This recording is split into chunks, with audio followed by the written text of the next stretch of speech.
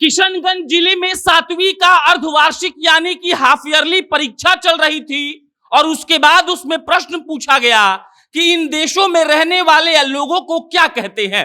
अंग्रेजी में प्रश्न था, आपके स्क्रीन पर वो प्रश्न है और प्रश्न में लिखा हुआ है कि what are the people of the following countries called, one is done for you. मतलब ये है कि इस देश में रहने वाले लोगों को क्या कहते हैं। और उसके बाद उसमें यह सवाल पूछा गया कि कश्मीर में रहने वाले लोगों को क्या कहते हैं और अलग से यह भी सवाल पूछा गया कि भारत में रहने वाले लोगों को क्या कहते हैं। इसका मतलब समझते हैं आप? इसका मतलब यह हुआ कि देखिए, परीक्षा पत्र जो बनाया है वो ये नहीं मानता है कि कश्मीर और भारत एक ही देश है। इसके बाद बवाल होना तय था और बवाल इसीलिए हो रहा है क्योंकि इस परीक्षा का आयोजन बिहार शिक्षा परियोजना परिषद के द्वारा की गई थी। मतलब ये कि बिहार सरकार की इसमें संलिप्तता है और सवाल जब ये पूछा गया कि देखिए इन देश में रहने वाले लोगों को क्या कहते हैं आपको बताना है, तो भारत और कश्मीर अलग अलग क्यों लिखा गया? क्या भारत को कश्मीर का क्या कश्मीर को भारत का अंग नहीं मानती है बिहार सरकार? और इसी को लेकर बवाल हो गया है और इस वीडियो में हम इसी बात पर चर्चा करेंगे। लेकिन उससे पहले नमस्कार स्वीकार करिए, मेरा नाम प्रशांत राय है। ये वीडियो रोडवेज के द्वारा प्रायोजित है। रोडवेज बिहार की एक ऐसी टैक्सी की कंपनी है जो एक तरफ का किराया लेकर आपको पूरे बिहार में घुमाती है।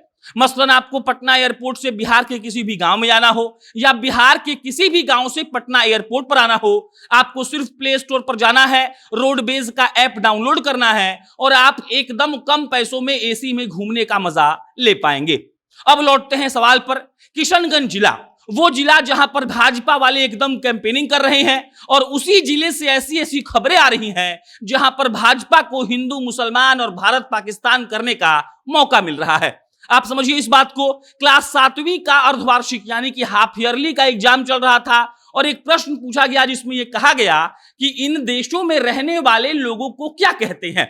वहां पर उदाहरण के तौर पर यह भी लिखा गया क्या कि the people of China are called Chinese, यानी कि चाइना में रहने वाले लोगों को चाइनीज कहते हैं। और उसके बाद 4 प्रश्न दिए गए जहां क्वेश्चन ये लिखा हुआ था कि the people of Nepal are called dash, जहां पर बच्चे को भरना था, फिल इन द ब्लैंक्स था। उसके बाद लिखा the people of England are called, फिर फिल इन द ब्लैंक्स था।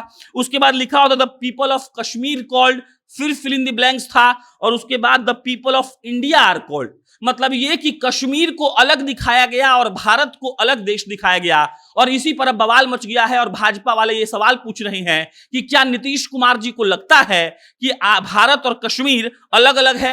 क्या नीतीश कुमार जी कश्मीर को भारत का अभिन्न हिस्सा नहीं मानते हैं? और इसको लेकर भाजपा के जो प्रदेश अध्यक्ष हैं मौजूदा संजय जायसवाल, उन्होंने एक लंबा चौड़ा पोस्ट लिखा था। उस पोस्ट को फेसबुक ने हटा दिया। उसके बाद अभी 35 मिनट पहले संजय जायसवाल ने एक पोस्ट लिखा है और उस पोस्ट में उन्होंने साफ साफ लिखा है कि शर्जिल इमाम की तरह बिहार की सरकार सोच रही है। अंत में संजय जायसवाल लिखते हैं कि बिहार के लोग ये तय करें कि जो नीतीश कुमार की सरकार कर रही है या फिर जो नीतीश कुमार के सरकार की मंशा है वो कितनी सही है। अब आप समझ लीजिए एक बात को, कश्मीर वो जगह है जिसको लेकर भारत हमेशा से एकदम सेंसिटिव रहा है। कश्मीर भारत का है, इसमें कोई दो राय, कोई दो मत नहीं है। लेकिन ऐसा सवाल किशनगंज में क्यों पूछा गया?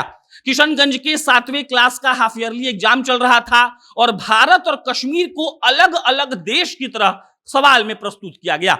मसलन पूछा गया कि भारत में रहने वाले लोगों को क्या कहते हैं और यह भी पूछा गया कि कश्मीर में रहने वाले लोगों को क्या कहते हैं। हालांकि अगर हम विद्यार्थी होते और हमसे कोई सवाल पूछता तो हम लिखते कि कश्मीर में रहने वाले लोगों को इंडियन कहते हैं। बाकी हो सकता है कि कोई कश्मीर में रहने वाले लोगों को कश्मीरी लिख दे।